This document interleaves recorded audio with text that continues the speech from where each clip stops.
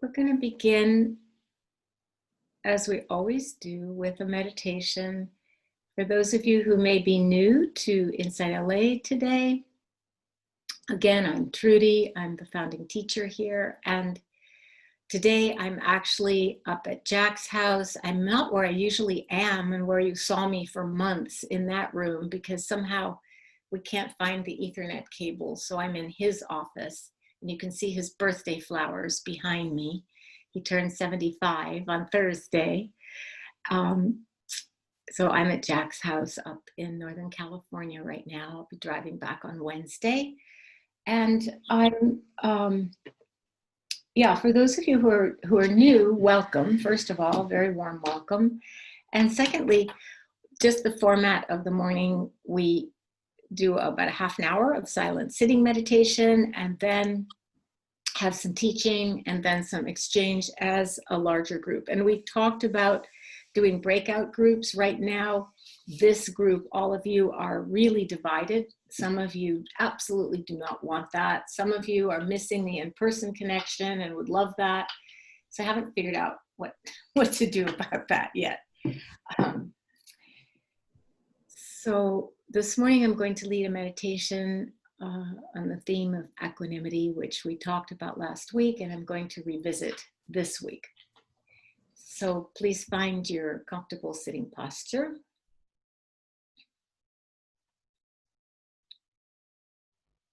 I have a little bell that Jack uses, but I don't see a striker, so I'm going to use a pen. I don't know what it's going to sound like. I hope it won't be too horrible.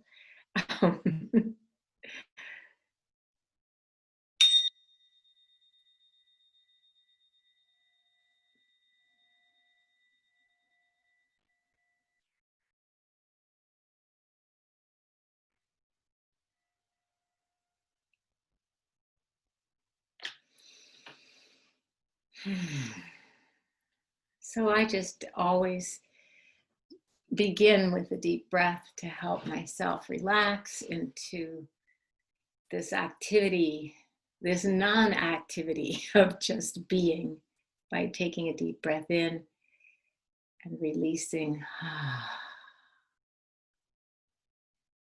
Another deep breath in and releasing. And one more time.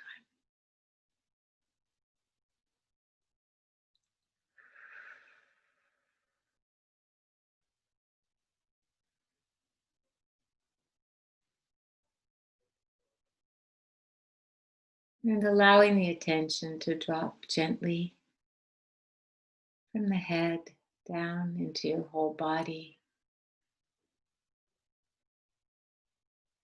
Relaxing, lowering the shoulders. If you're lying down, just letting them fall back. And feeling the body supported by the earth, by the ground. And sitting up straight. If you're sitting, just feeling the groundedness of the lower body and the upper body stretching toward the sky. Sitting between heaven and earth.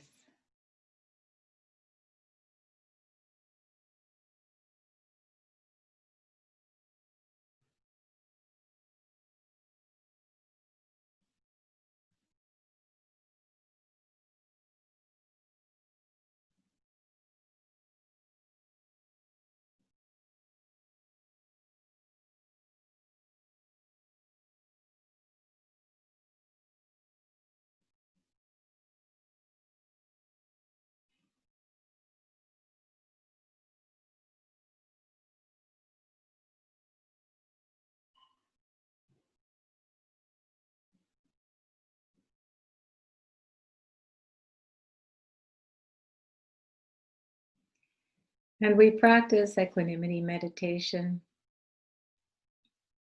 from this relaxed posture of dignity and balance.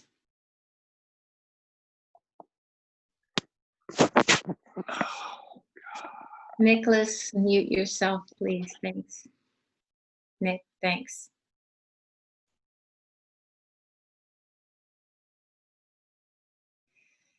And as we sit in this posture of dignity and balance, we're embodying this quality of equanimity, of steadiness and composure in the midst of the swirl of experience.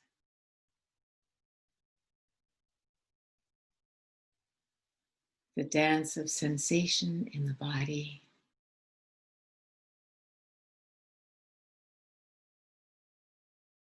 The ebb and flow of the breath in the body.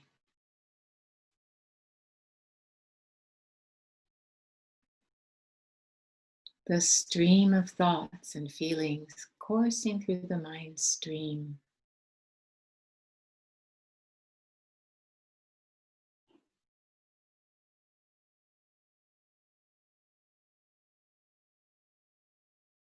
The heart gently opening, breath by breath.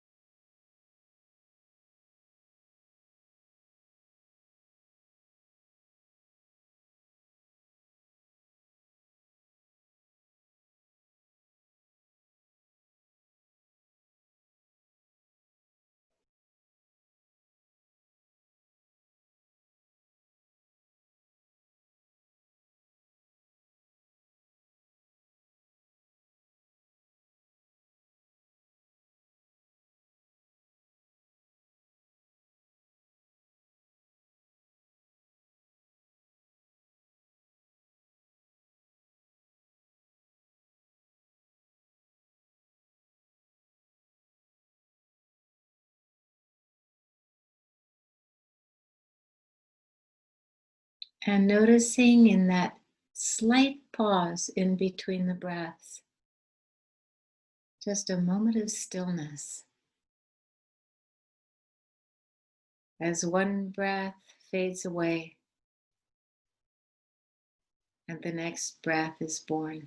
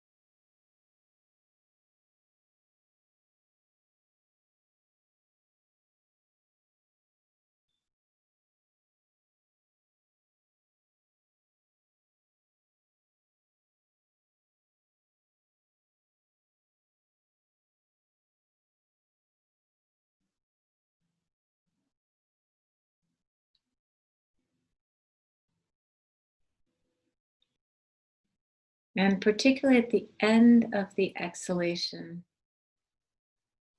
bringing mindful attention to where the breath just gently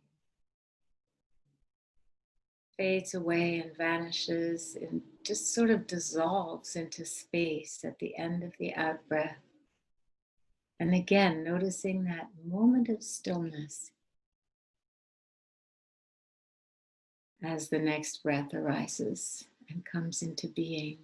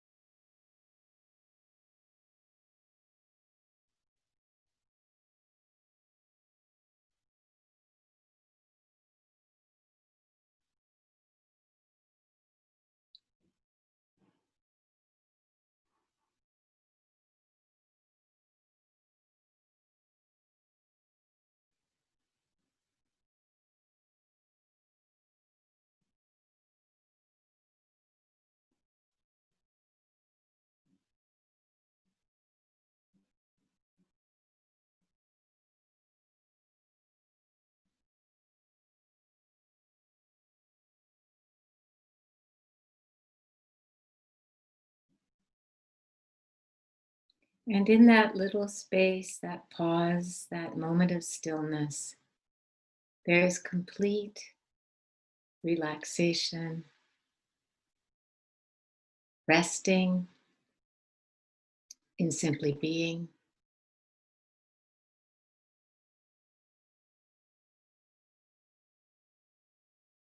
in full acceptance of whatever is happening in the moment. And this is equanimity.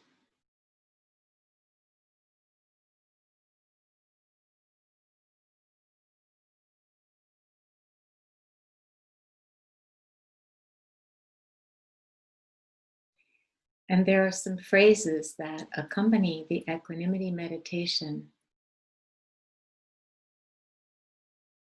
And I'll offer some of these phrases from time to time.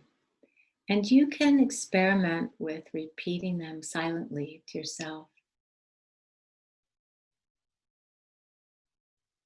And just noticing how it is as you do this. Totally optional, just if you're in the mood to explore.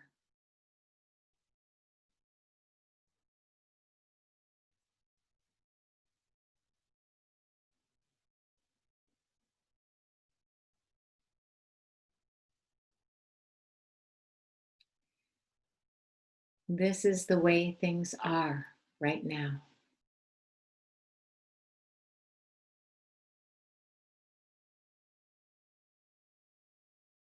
They're just like this.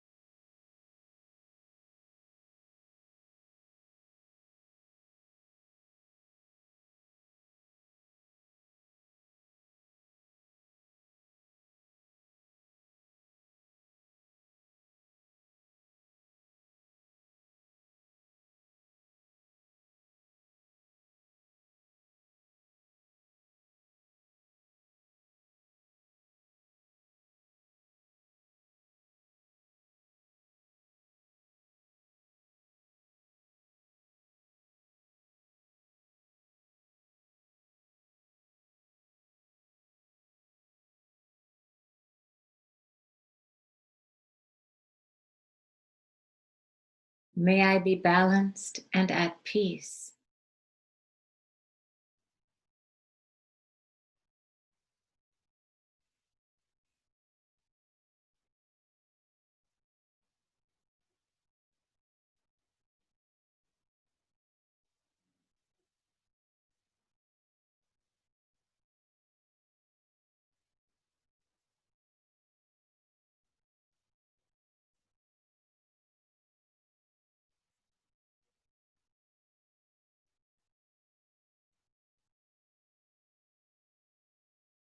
And as we sit quietly together, we can really see in our own experience how all created things arise and pass away.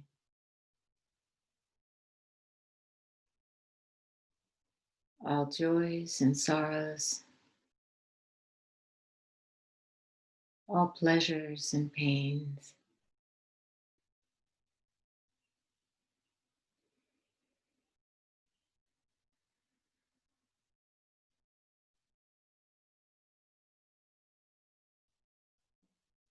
All people, all animals,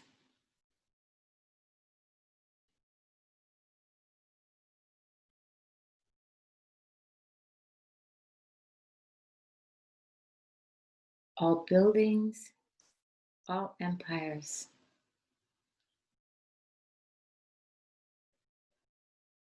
Whole civilizations arise and pass away, simply resting our hearts,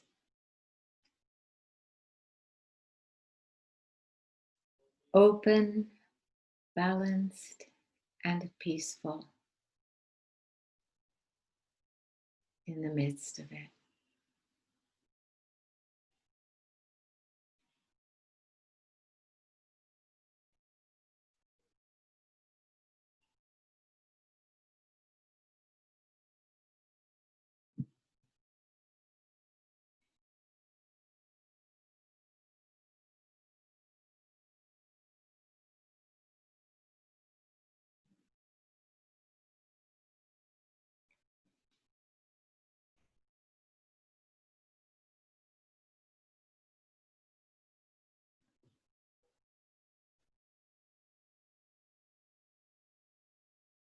May I learn to see the arising and passing away of all nature with equanimity and steadiness of heart.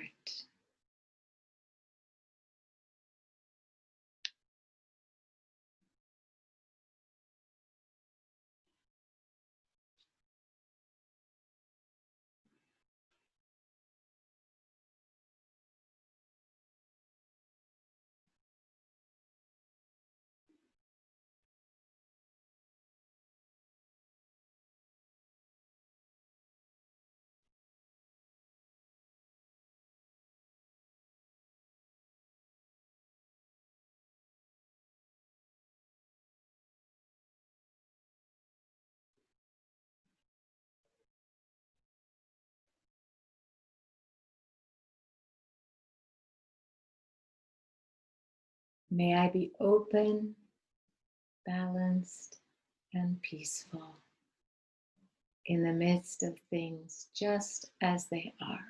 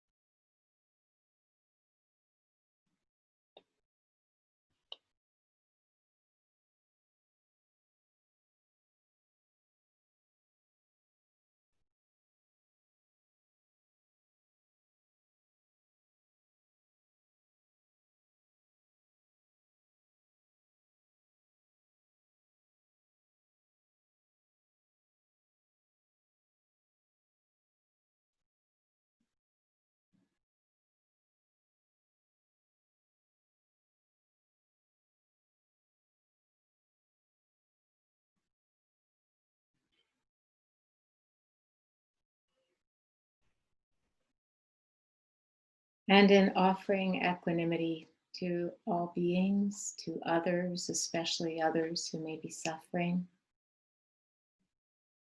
or whose actions are causing us to suffer, we acknowledge that all beings, that the lives of all beings arise and pass away,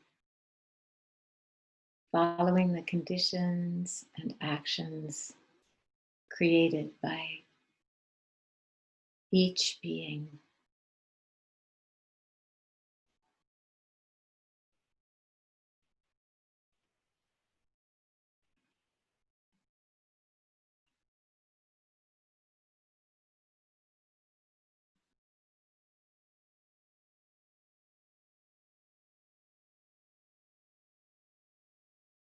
And to find equanimity with others, adding this phrase: your happiness or unhappiness depend on your thoughts and your actions, and not on my loving wishes for you.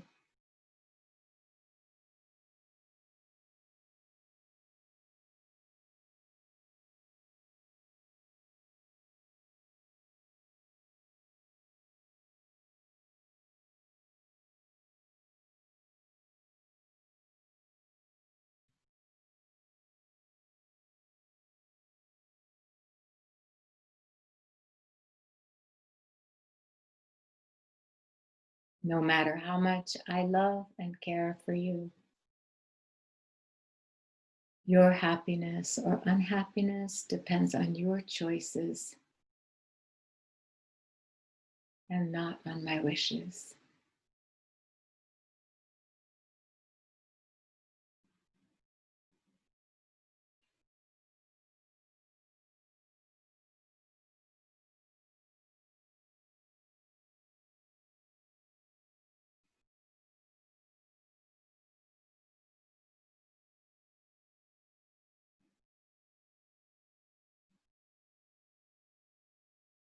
May you be balanced and peaceful.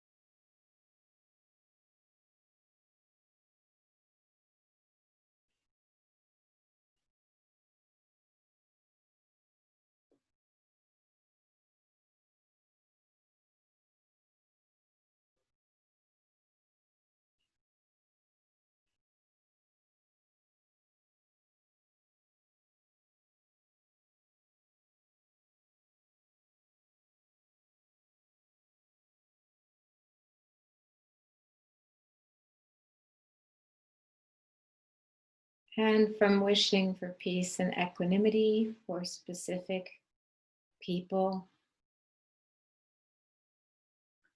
we can expand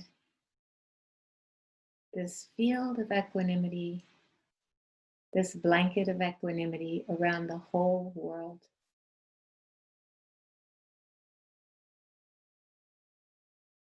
May all beings learn to see the arising and passing away of everything with equanimity and balance.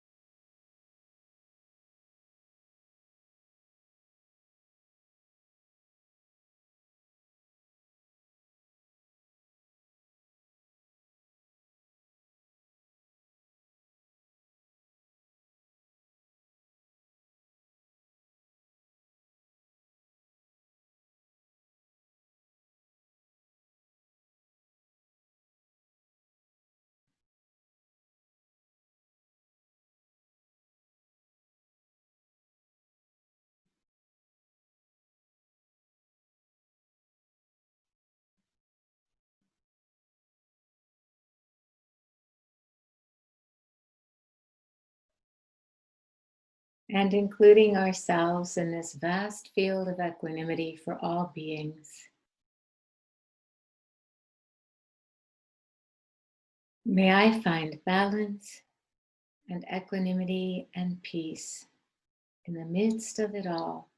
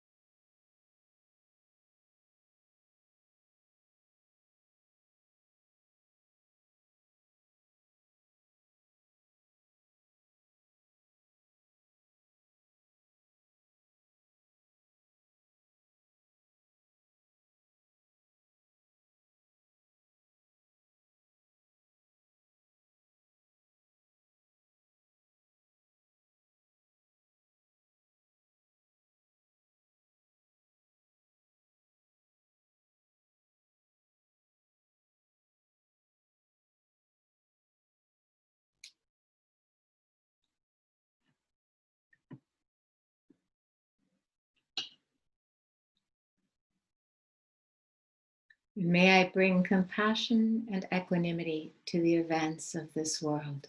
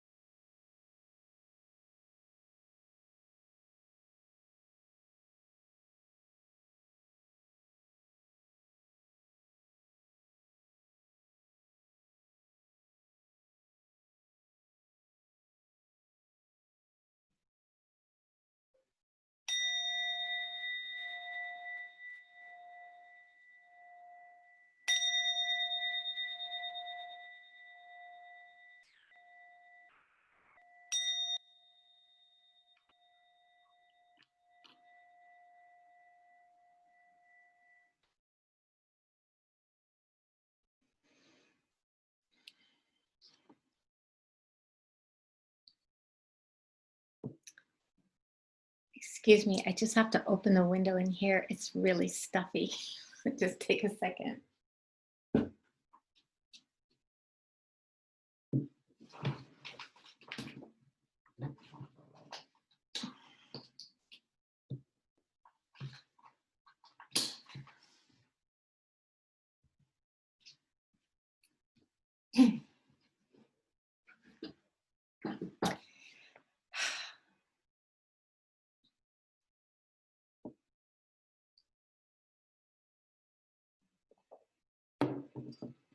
And by the way, if I ask you to mute yourself, you know, I just am, it's actually not a scolding, it's a kindness.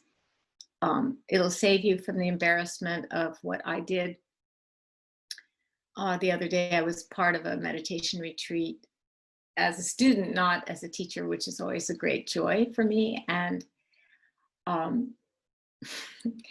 thought I was muted and I yelled into the kitchen, "Hey, Jack, I'm muted. You can talk to me now." Except I wasn't muted.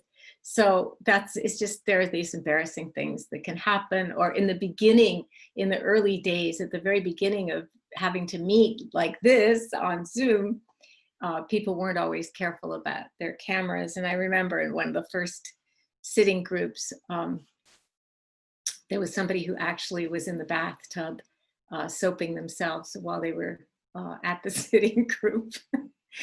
So we just need to, yeah, we need to just bring a little bit of attention to that. And I do feel that this is, Oh, and somebody asked in the chat about the equanimity phrases. And, you know, Sharon Salzberg wrote a book on the Brahma Viharas, the 4 beautiful qualities of the heart with specific meditations to invoke each one of them: love and compassion and joy and equanimity. And she wrote, the book is called Loving Kindness, The Revolutionary Art of Happiness. I think it came out in 1995, but really it is still a very, very basic, good book on all these practices and the equanimity phrases. You can find them in her book, and I'm sure you can find lots of them online too. So last week I talked about equanimity and composure as the protectors of compassion and love. And I talked about these 2 qualities of equanimity. One is seeing and understanding with the eyes of, I think of the eyes of a grandparent, the one who isn't so caught up in the daily struggles, but can really see the bigger picture because they have lived through the cycle of a child being born and growing up. And so that's the first quality of the seeing with understanding. And then the second quality was that one of being able to be in the middle, to stay balanced in the midst of things, and to have that inner stability that can keep us upright, that is actually expressed when we can sit up or stand up straight in the midst of experience. And this equanimity, I really have to keep emphasizing, the acceptance of equanimity is not based on denial, but on really learning to see all the ways that we do get caught. And because, and again, it's not to have any sort of harsh judgment of ourselves for all the ways we get caught. As humans, we get caught. But it's to really see them and begin to be mindful of them so that we can recognize them and not just fall into them with our habitual, pattern of, and without any awareness. So I wanted to just read you something that I wrote in the newsletter this week for those of you who maybe don't read the newsletter, but it's something that has really informed my practice and been a koan being a kind of deep question, existential question that doesn't have a logical, linear answer, like the answer to a question in school, but a question that is really something to explore and investigate, and maybe over the course of a whole lifetime. So this was the Dalai Lama's koan for me. Not for me personally, but I read something he wrote years ago before he was famous. This was in the 70s. And there was a little print newspaper called The Snow Lion that came out of Ithaca, New York. I think now it's a glossy magazine. And of course, the Dalai Lama is world famous now, but he was young then. And there was a picture of his smiling face on the front page of the newspaper with a quote underneath. And the quote said, "Maybe I am the last Dalai Lama. It's all right. There's nothing wrong."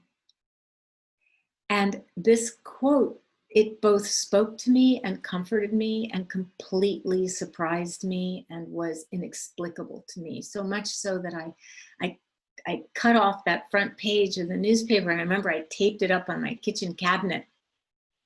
And it stayed there for years until it was yellowed and tattered.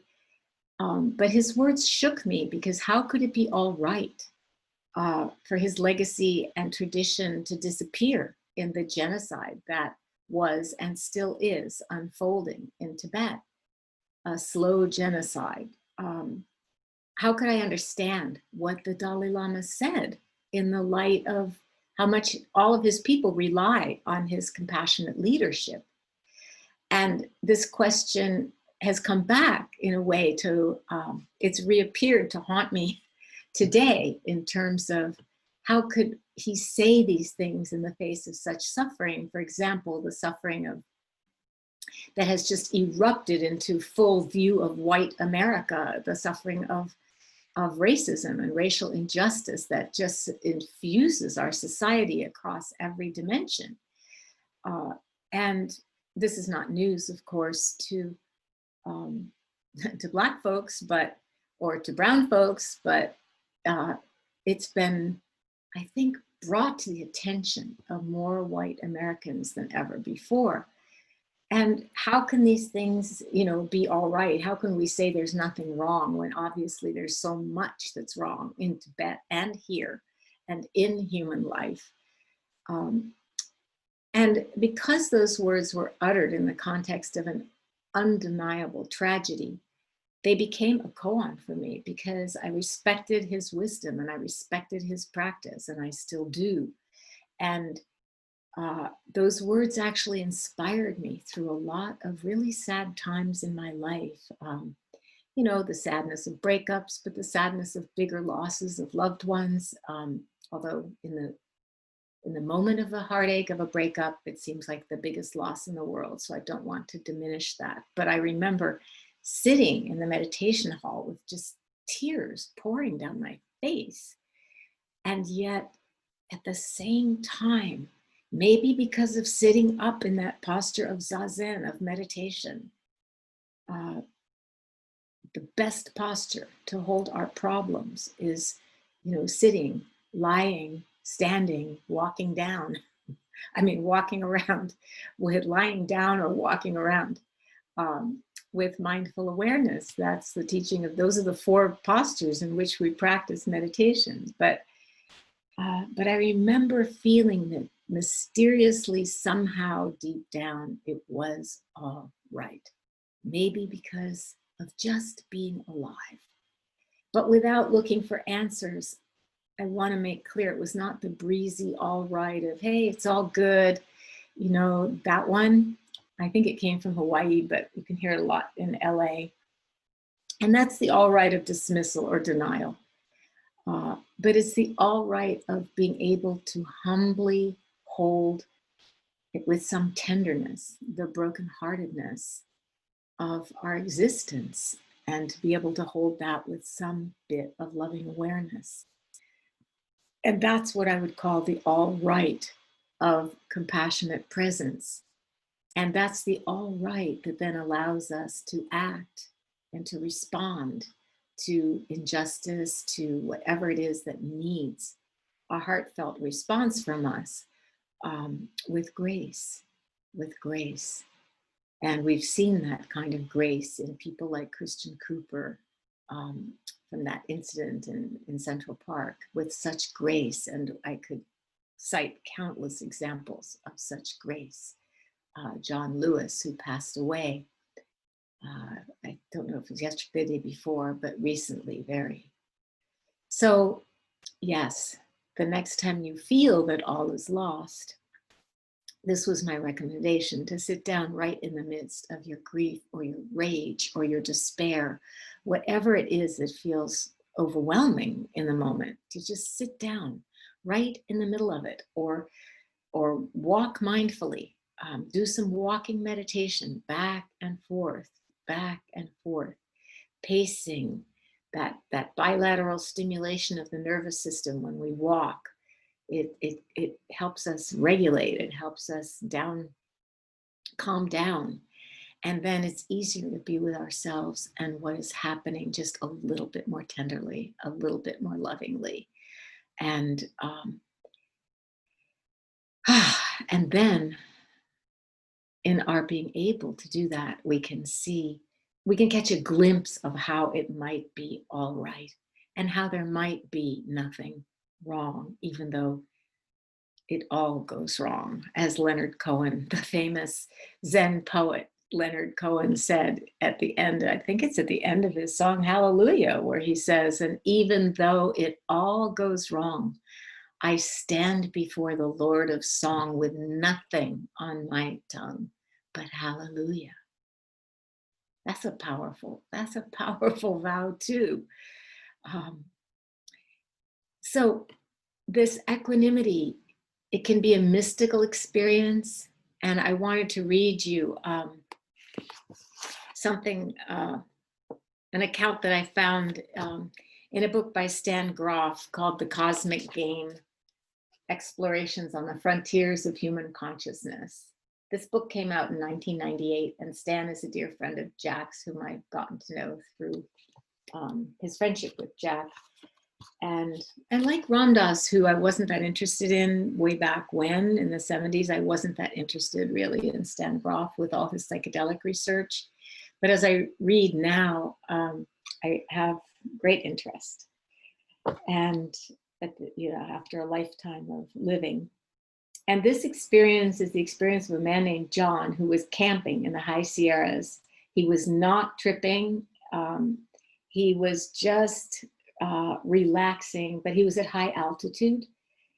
And those of you who have been hiking or camping at high altitudes or meditating at a center that happens to be at a high altitude, it actually does help the mind clear.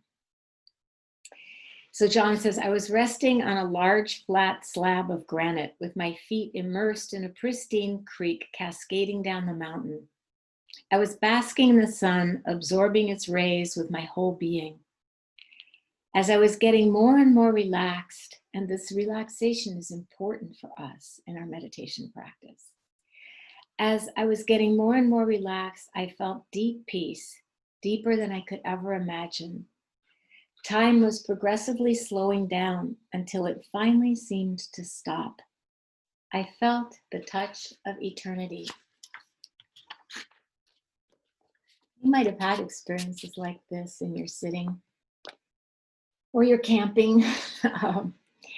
Gradually, I lost the sense of boundaries and merged with the granite mountain.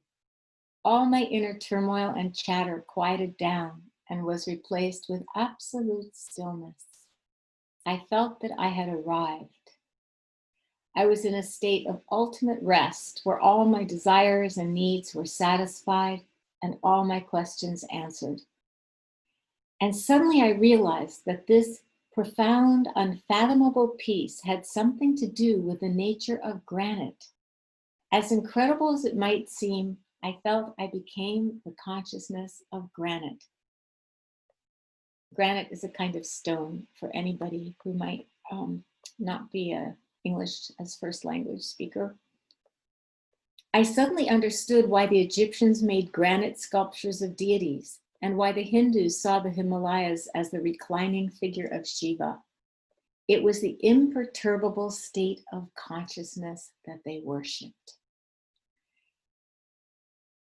It takes tens of millions of years before even the surface of granite is broken by the assaults of weather.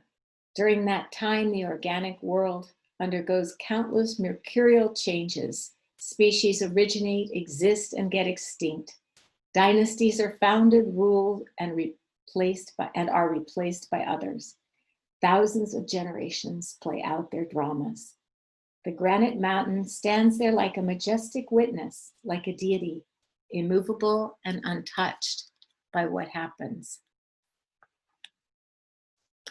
And I loved this because it also helped me understand why I went to a place in southern India 2 years ago to do a meditation retreat. The place is called Tiruvannamalai, and there's a mountain there named Arunachala, where the great Indian saint and sage Sri Ramana Maharshi lived. He lived on that mountain and experienced his awakening on that mountain. And you can climb up part way up the mountain to his cave, and you can climb into the cave, which now I don't know if he made it like that, but it's kind of coated with cement. It has these sort of cement bench, little low benches where you can actually sit. It's not very big. Anyway, he lived and practiced in that cave, and you can sit in that cave and you can feel just this. I mean, I wouldn't have had the words, the consciousness of granite. You can feel that imperturbable stillness, profound peace. and people are crowding into the cave. It's it's not a solitary experience, you know. It's actually a kind of tourist spot, pilgrimage spot. Um, and so people are crowded in there, and it's hot and it's really stuffy, and yet it's suffused, just permeated with this heavy, rich atmosphere of equanimity, of imperturbable balance. And I think that's why the mountain, you know, becomes a symbol um, of that kind of balance. And finally, what I wanted to share with you today, I had to read it quickly because it was kind of while I was getting ready for our class, but there's an article in the Sunday Times this Sunday, today. It's a feature article about white fragility and Robin DiAngelo's work. And her book on white fragility has become the #1 bestseller on Amazon. It's eclipsing even the Hunger Games and, you know, entertainment books. And it's an article questioning, does anti-racism training work? And it's just a really good article that really, it touches on a lot of the elements that we have been talking about at InsightLA over the past months. And and I recommend it. I was going to find, you know, some bits and quote from it, because this is an area that really calls for balance and steadiness of heart, and to approach this arena of really understanding what is meant for white people to approach this arena. And for people of color, it's different, but for white people to approach this arena of white fragility it's very painful, because it requires shifting our preferred identity, and it requires understanding what whiteness has given to us that is completely outside of our awareness. And, you know, for Black and brown people, for Asian people, for people who are marginalized because of their gender preferences or identifications, or for whatever reasons, to understand this what I call it, this sphere of prejudice, really, this sphere of this sphere, S-P-H-E-R-E, of fear, this sphere of fear that really infuses prejudice and bias, the fear of losing power, the fear of being oppressed and helpless without power. To approach this whole arena, we need not just compassion. We have, I think, plenty, most of us, of compassion, but to protect the compassion so that it doesn't get tired, so that we don't get fed up and tired of, you know, hearing and thinking and listening about this. To protect the compassion, we need equanimity. And that's really, that's really how equanimity is a protector of compassion and love, in at least as I understand it. And and Emily Kay points out one of the aspects of privilege, which is that we can choose to engage with this. It's not confronting us all day, every day, and, you know, giving us high levels of cortisol that drop our immunity and have health consequences and so forth. But this practice of integrating meditation into our daily, everyday awareness, of integrating mindfulness and loving awareness, you know, it has to do with how we perceive the world. Our practice affects how we perceive the world, but how we perceive the world also affects our practice. So to become aware as best we can of the ways that we perceive the world is a very central and important part of our practice. And to do this, it requires really very solid, firm grounding. You know, just as as granite or the mountain, you know, the earth. It requires grounding for us so that we can continue to function effectively in the world, in the midst of our insights and realizations that can be quite painful. But I think this is our meditation in action. This is what we are called to do. And nature is a huge support, as some of you are saying in the chat. And this can become the heart of a contemplative or meditatively lived life. It can become a space that we actually can feel inside us, a space between us and each thing we notice and each response we offer. We can touch into this peaceful and quiet and spacious view of the universe, as if we are looking from a mountaintop, or as I would occasionally do, especially in my early years in LA that were quite lonely and grim in some ways, go on the Ferris wheel and get that same bird's eye view of the world from the top of the Ferris wheel without, I'm lazy, didn't always want to climb a mountain, to find that view of the universe. And I'll just close this talk this morning by remembering a calligraphy that I saw years and years ago. This was in 1985, when Big China had just opened with Nixon to visitors from the world. And I went on a pilgrimage to visit ancient Zen temples in China. We were in China for a month with my first teacher, the Korean Zen master, Daesan Sanim. And it was pretty amazing that he, who was living in South Korea, although his family was from North Korea, they were divided during the war, never saw them again. But that he was even allowed into China. It took a lot of doing, but we were there for a month. And I remember vividly, even though I was young at the time, seeing a calligraphy that struck me as so different from what you could see in our culture.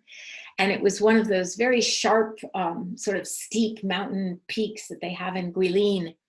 And it was an ink painting of one of those mountain peaks. And there was this little figure of an old person with a cane on top of the mountain. And the calligraphy next to it was translated by a friend traveling with us who spoke Chinese. And it said, the view from up here, the view is so clear. And I thought, what a beautiful metaphor for old age. From up here, the view is so clear. And at 75, as we ascend to the top of the mountain, I am grateful for the clarity of age. And I want to encourage you not to feel that you have to wait until you're until you're old to have that clarity. You can climb mountains in your meditation or in actuality and experience this vast perspective that can hold it all. So this is what I want to share with you this morning. Thank you. And before I forget, before opening to your questions or comments and having some exchange with all of you, I do want to let you know, in case I forget at the end, that next week I have the joy of Eric McCullum coming to teach the Sunday morning sitting group. He has, you may remember if you've been coming for a while, he's been there before when we were in person at Olympic in West LA.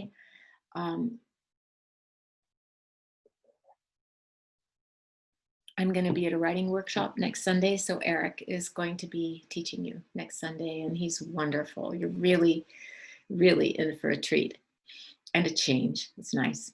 So yeah, so we'll open up for questions and comments and exchange, and Kenny will unmute you when you raise your hand, which you can do either with the participant function at the bottom of your screen. You'll see at the bottom of the participant list, there's a raise hand function, or you can just wave your hand around on your screen. And Right. Good morning, InsightLA. We approximately have 100 people on the call this morning. So we'd like to hear from those of you who've not shared or asked a question at all or for a while to step up and step forward. And for those who may have shared recently, to just step back and give some space for others to share.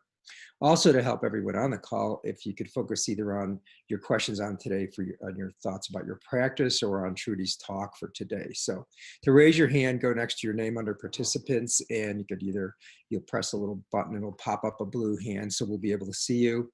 If you wave a lot, we're trying to look at a few screens, so it makes it a little difficult, but there's a couple of us monitoring. So just jump in. Thanks.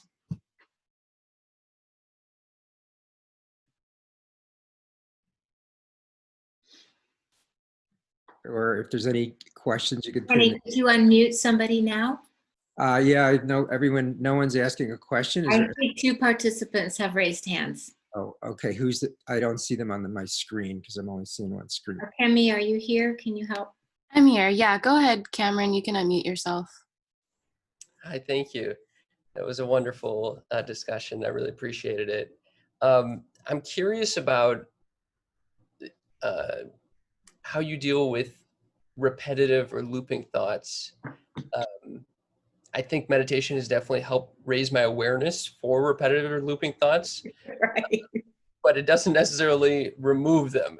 No, So, not for a while. It will, but not for a while. And even when your mind really settles down and they're not so much of a problem, they can come back as soon as you're triggered by something. So that's a really great question. And the best way that I know to work with those looping obsessive, like stuck inside a mobile, those kind of thoughts,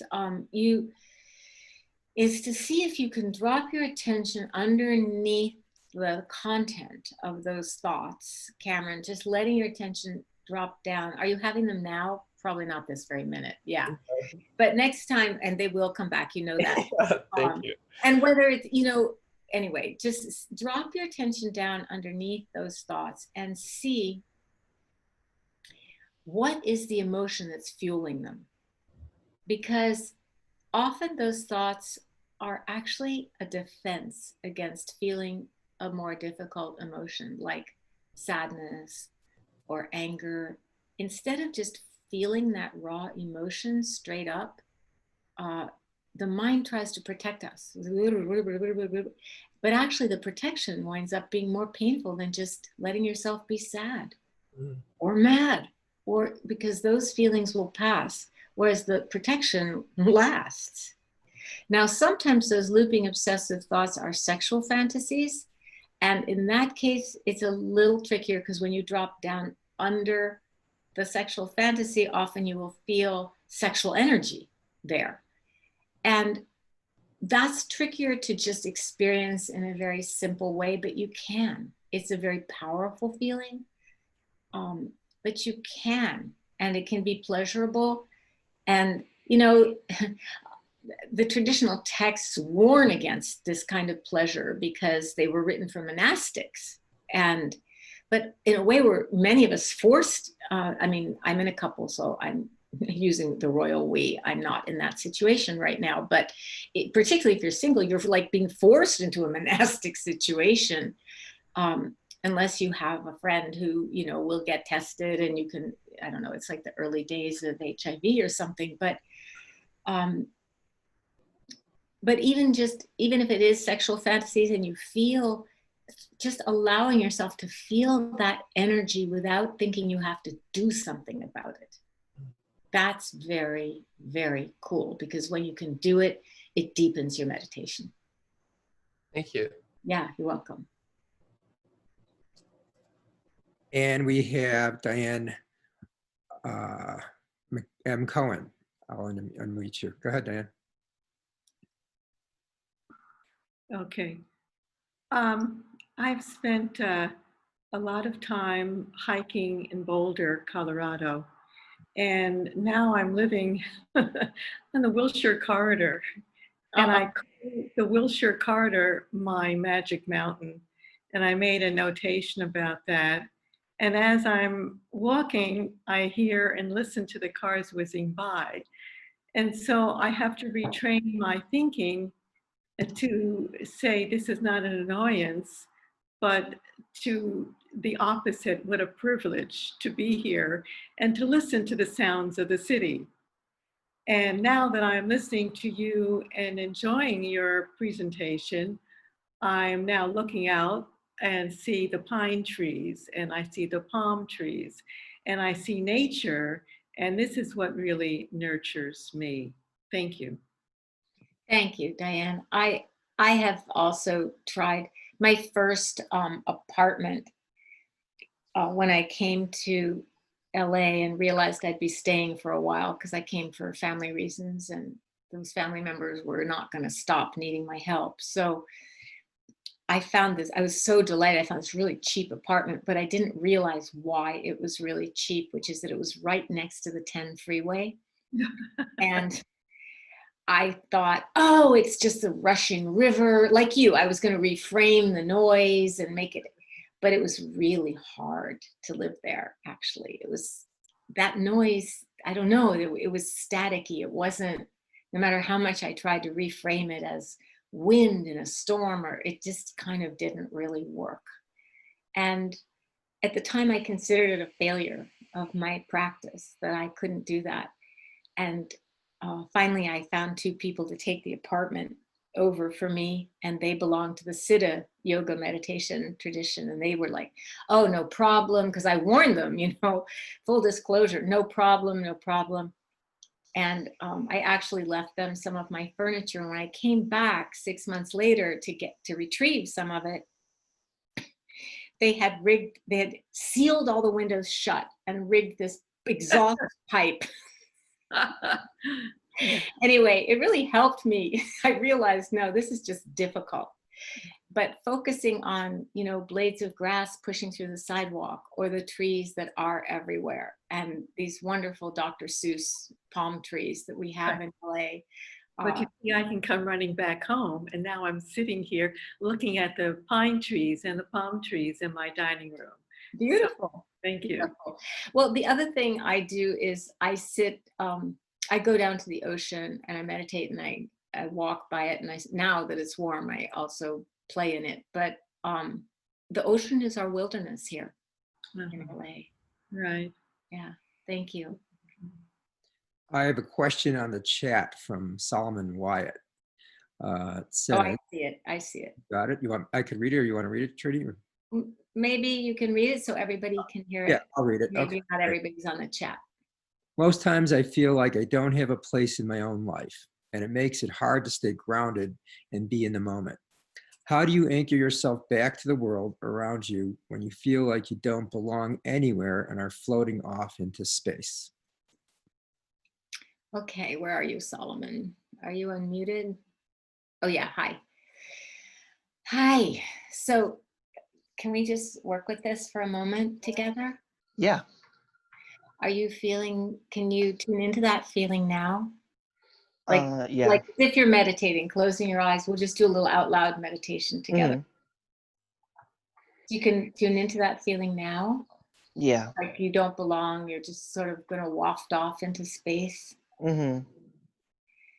So can you just for a moment, while we're here with you, you can imagine us, you know, holding hands with you. So we're going to keep you from floating too far off into space, okay? We're hanging on to you. But just see what happens if you let yourself float into space, knowing that you're safe right now. Mhm.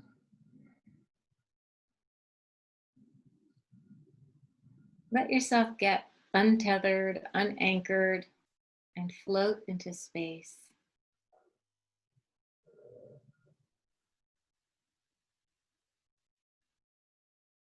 And what are you experiencing? Can you just, without having to even open your eyes, just do a moment of out loud meditation? It's kind of a hard to describe feeling. It's sort of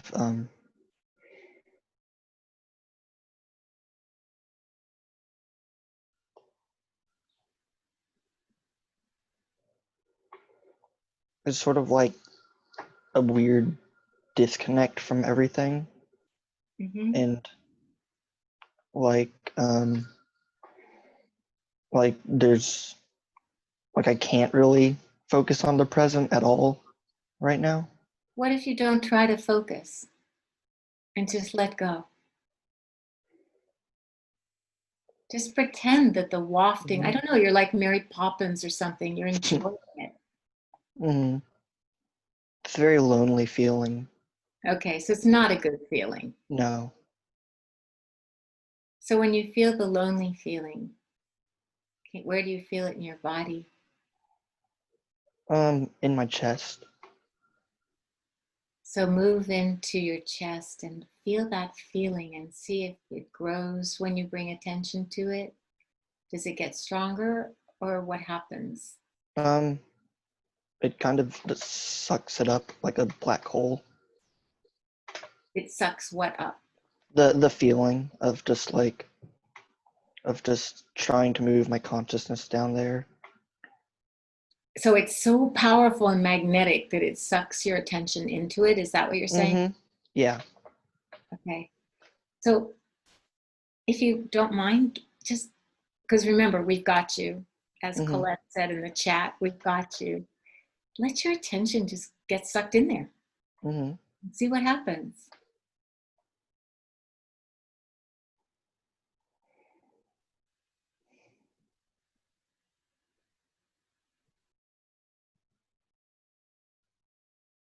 Just sucked into the black hole.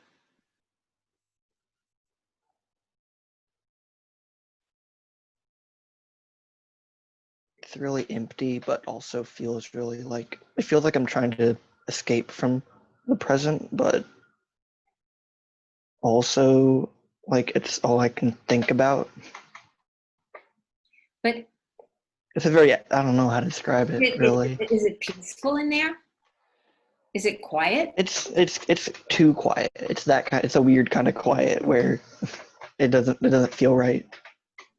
Well, here's the thing I'm going to propose, and it's just something for you to gently explore, okay? Mm-hmm. Nothing extreme. It may be that the reason it feels really weird and unfamiliar to you is that we're always talking to ourselves constantly, Mm-hmm. all day long, constant comment, like the tea trailing after every experience. Yeah. And the silence might just feel kind of creepy because it's so unfamiliar to you. Mm-hmm. But I don't know, Solomon. It might be that if you let yourself go in that space just a little bit, like just touch it and leave, touch it Mm-hmm. and it might be that there's some vastness and peacefulness in there, as Yeah. well as emptiness, the bad kind of emptiness. Yeah. No meaning, I'm all alone, Mm-hmm. my life, my existence is meaningless, blah, blah, blah, all that, right? Yeah. Would you explore that? Yeah, like getting used to it might make it seem less scary Exactly. and find more meaning in it. And the meaning that you find in Like it. the Right? surface is just the scary stuff. Like probably deeper in there's some Exactly. better feeling. Exactly. So I'm saying experiment with diving under the wave. Mm-hmm. Don't pick the biggest wave in the ocean to try that with. Start with a smaller wave, but you can get right under it and you feel that sort of power of it, but it doesn't catch you in it. Yeah. Okay. Thank you. Thank you. And I'll check in with you and I'll be back in 2 weeks. But maybe Eric will have something to offer too. Okay. Yeah. Thank you. Great. We don't have any hands raised up if someone hasn't shared in a while needs. Nick is waving his Nick hand. is waving. Yeah, I Nick, got it, Nick. Okay, and then Susan after that. go ahead. Okay. Yeah, there we go. And Solomon, So- read the chat, okay?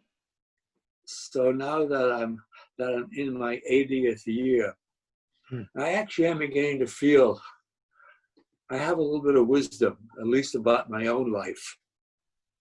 That's great. Yeah, and it's actually when you were talking about the granite and the stillness of granite mountains, I've been fortunate in other ways to have that kind of experience since I was a young child at times, because the rest of my everyday existence, being raised during World War II, and it was very anxiety provoking to me, and also because I used to have the world's worst stuttering problem where I literally could not talk. Wow. And so it's taken me, but by the age of 20, I finally made up my mind that talking was part of being a human being, and I was just going to have to do it, stutter or not. But that whole, young part of my life has such a profound effect on me that all too frequently has stopped me from saying the right and necessary thing when I needed to. And it still does. And now it's just kind of because the habit is there.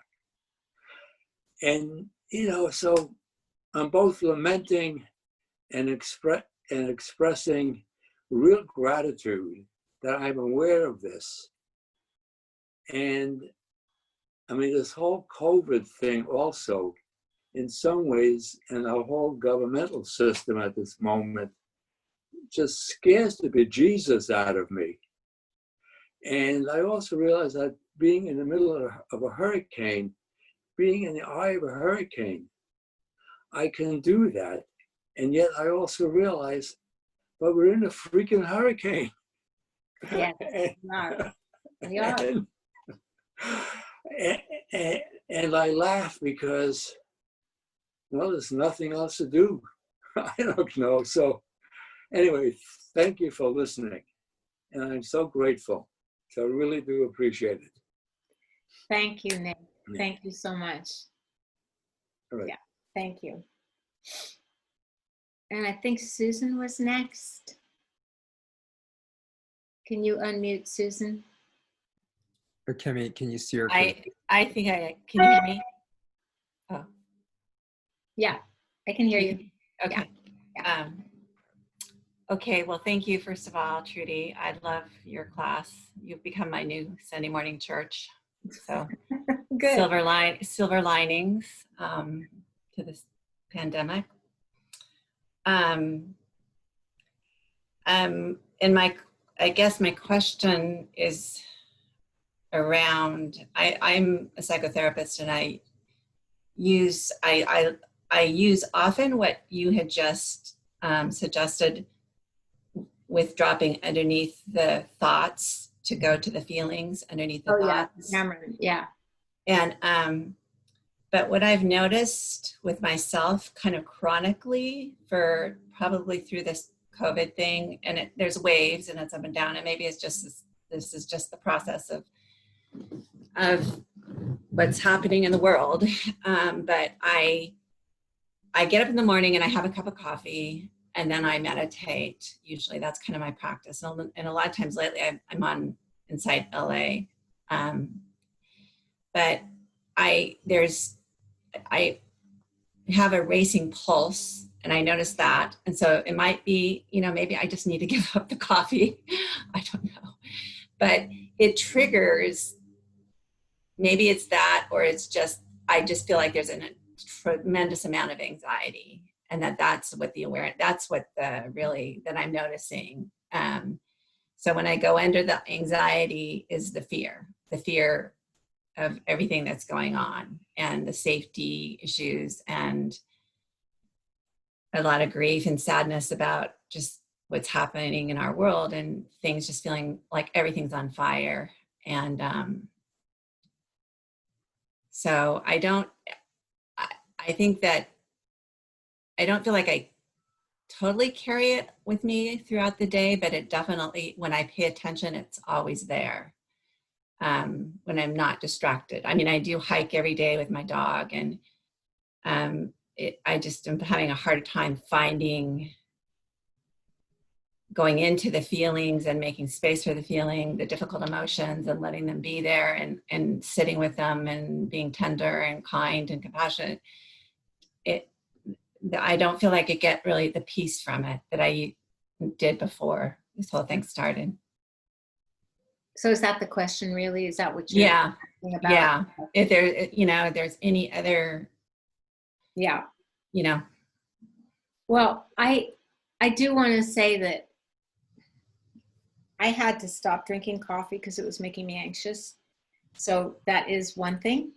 Okay. That's one thing really resisting. Of course, I substituted with hot chocolate, which also has caffeine, but not as much. So Yeah. Yeah. Maybe green tea. yeah, but I like sweet things. But anyway, it's just whatever you like. But Yeah. For me, I was saying, yeah. Yeah. But I think that, how much time do you spend meditating, Susan? Like, how much time do you practice? Probably, I'm also in training to be a Jungian analyst. So I do a lot of work, depth work of a different kind. So Yes. it's sort of like, you know, it's more activating really than soothing. So Yes. Yes. So I'm doing both and I'm balancing both. And so I feel like my time is divided between two practices that sort of complement each other, but are sort of the opposite of each other too. Because, you know, you're describing, you know, very strong, beautiful practice, but it may be that you need to do more of the calming meditation. Do you rest your attention with your breath, or what are you? Yeah, it may be that you need to spend more time doing that, if you can, because I would recommend, to really see a change in your practice, to really sit for at least an hour a day, and not talking about the Jungian practices, because they're really very different. And I'm not saying they're not valuable, but like you said, they're more activating and encouraging of the imagination, and a lot of content with the archetypes and so forth. So you might just experiment with spending a little more time doing the other kind of meditation, and see what happens if you're not trying to make the turmoil go away. See what happens if you're not trying to make the anxiety go away. You know, we are in the middle of a thunderstorm. We have a terrifying pandemic and weird, murderous, really, leadership in total denial about it, or telling lies about it. It's completely scary. You know, we have more deaths than any developed nation in the world, so-called developed. So it's scary. And I just say that to normalize the anxiety, I think, for all of us. But what happens if you go right into it without trying to make it go away, and just feeling it in the body? It's one of the hardest things to sit with. It's like sitting with, I have said this before, it's like sitting with the itch of poison oak. That's how difficult it is to sit with just raw sensations of anxiety, like creepy, crawly skin, tight belly, contracted, you know, all the sweaty palms, all the manifestations, clenched teeth of anxiety. But what, just asking you, like I asked Solomon, I mean, this takes courage. This practice is not for the faint-hearted, but just to move into it as close as you can to it, and be in it as if it is that granite of the mountain that you're merging with, which is of course much more pleasant. But instead of, you know, wanting to soothe with the breath, I want to soothe, this is behind what you're doing, and it doesn't work. Even though it's basically compassionate, that wish, but somehow it doesn't work. So that's just a way that you could experiment with practicing, and it might be interesting for you, and it will certainly be different and interesting in that way.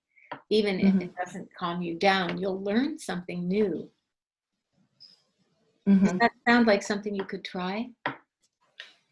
Yeah, I mean, time is a factor, but always, but yes, I can definitely, I think that is pretty concrete and specific, you know, that I can set that intention. Yeah, So, and yeah. time is a factor, but when you're suffering, don't abandon yourself. Put yourself first. Make time for yourself. Yeah. Yeah. You know, it's important. Yeah. Diane just said, get up and dance. Yeah, dancing helps. I mean, I do put on the music and clean and then end up dancing. So, but this is a little bit of a more sort of reorganizing of the psyche than dancing, which is which is great. Nothing against dancing. Yeah. No, I think it's the sitting and really the intention of going into it and making space for it, because I talk about that all the time. I love that. Isn't it fun to tell other people to do that? Yeah. And then, so I have to remind myself, yes. But I think that's a good suggestion. I will try that. Thank you. When I was practicing psychotherapy, I had to make this rule that I'm not going to ask anybody who's coming to consult with me to do something that I'm not doing or willing to do myself. Yeah. Thank you. You're welcome. Thank you. I'm going to turn it over to Kemi now so she can put the music on. We could all dance. I think. Wait. Before I just want. Are there any announcements, Kemi? Well, that's what I'm giving Kemi. Oh, okay.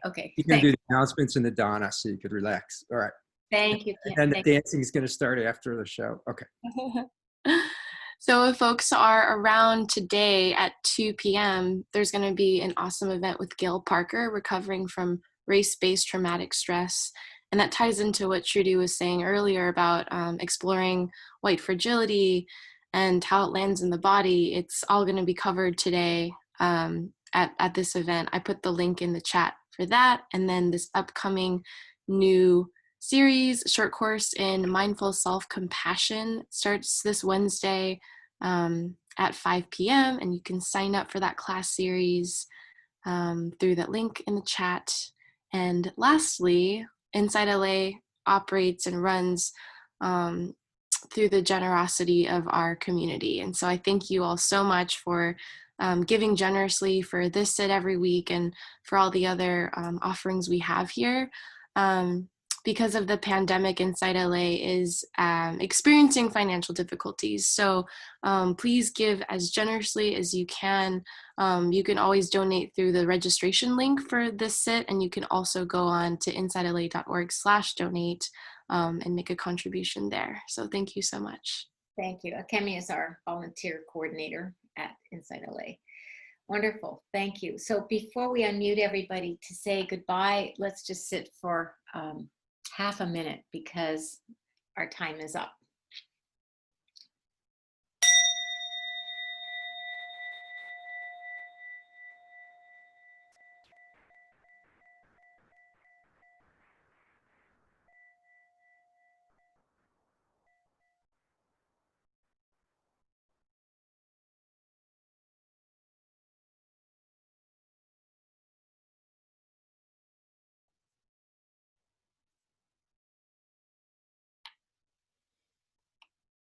So we offer the goodness of our practice to all beings everywhere, without exception.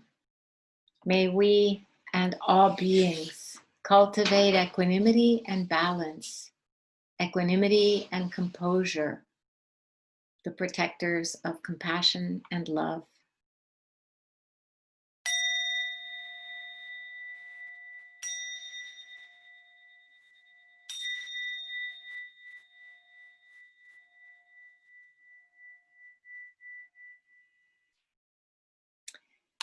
Thank you, everybody. You can be unmuted now, and I'm glad the bell sounds good, Tor. Thank you.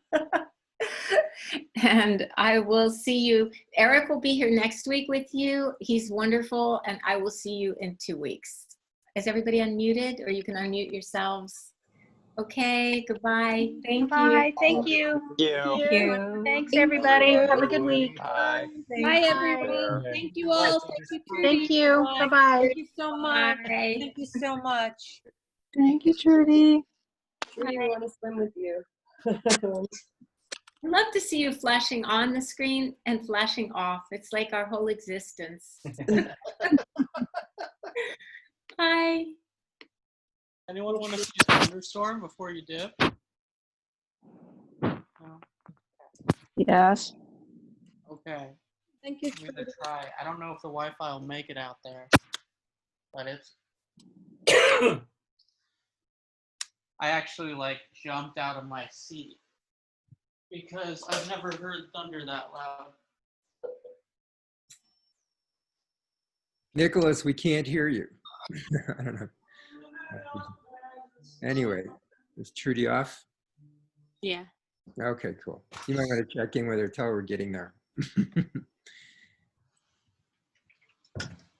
Great, that was pretty good. Well, I don't know if you can really see it. Wow. Storm? Look at that. Where are you, James? In Florida. Wow. Can you hear the thunder at all? No, we can see the leaves, the palm trees flying around. Can't hear much of the thunder, though. That's the sneak preview. Oh. Stay safe. All right. Yeah, be careful.